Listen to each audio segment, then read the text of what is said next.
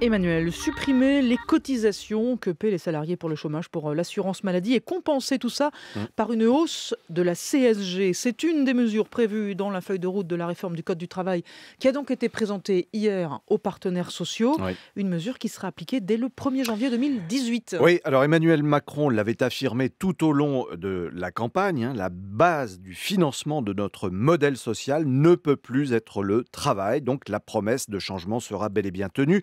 Le principe, c'est tout simplement de demander un effort à d'autres personnes que les salariés, en taxant plus notamment les revenus du capital.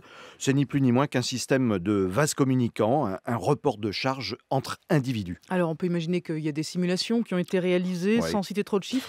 En gros, ça donne quoi? Alors, les cotisations d'assurance maladie, aujourd'hui, c'est une ponction de 0,75% sur les salaires et les cotisations d'assurance chômage, c'est 2,4% du salaire mensuel et tout ça rapporte chaque année 20 milliards d'euros. Alors, pour compenser la suppression de ces cotisations payées par les salariés, pas par les employeurs, la contribution sociale généralisée sera augmentée d'1,7 pour la porter à 9,2%. Gain estimé 22 milliards d'euros. L'effet immédiat sera une hausse du salaire net sur la fiche de paye. Voilà, et sinon, comme dans toute réforme, il y a les gagnants, les perdants? Oui, alors les gagnants, ce sont les salariés. Les gains de pouvoir d'achat iront, il y a de multiples exemples, mais par exemple 400 euros par an pour 2500 euros de revenus mensuels. On pourra monter jusqu'à 1000 euros de gains pour un salaire mensuel de 5500 euros. Alors il y a un point de bascule quand même vers les perdants, et ce point de bascule se situe à 35 000 euros de revenus mensuels. Là, on est chez les cadres supérieurs, 35 000 euros de revenus mensuels, autant dire, c'est pas vraiment la majorité de la masse salariale française.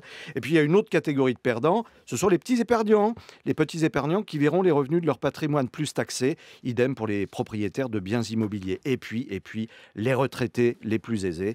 Ils seront plus frappés au porte-monnaie. Un choix clairement assumé pendant la campagne par Emmanuel Macron, au nom, avait-il dit, de leurs enfants et petits-enfants. Alors, pas sûr que les retraités soient séduits par les efforts demandés en guise de soutien intelligent aux générations futures. Idem pour les propriétaires de biens immobiliers, même modestes. Mais, alors c'est vrai, traditionnellement, c'est pas une population qui a l'habitude de descendre dans la rue pour protester.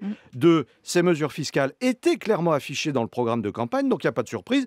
Et puis trois, il est ici question de gains de pouvoir d'achat pour les salariés. Le sujet, évidemment, est mobilisateur. Donc au final, on a une répartition des efforts au nom de la solidarité, même si la pilule aura un goût amer pour certains.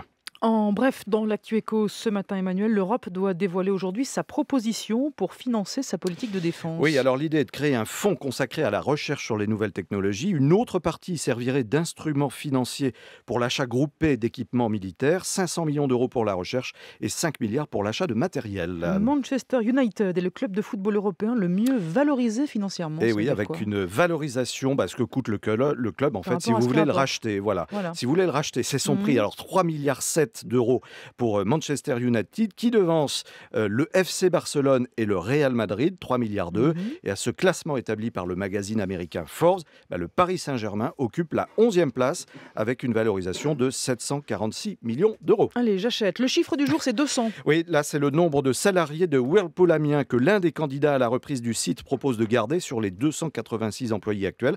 Cette offre d'un industriel d'Abbeville est à ce jour la plus prometteuse sur la quinzaine de dossiers présentés. C'est une information de nos confrères de France Bleu Picardie.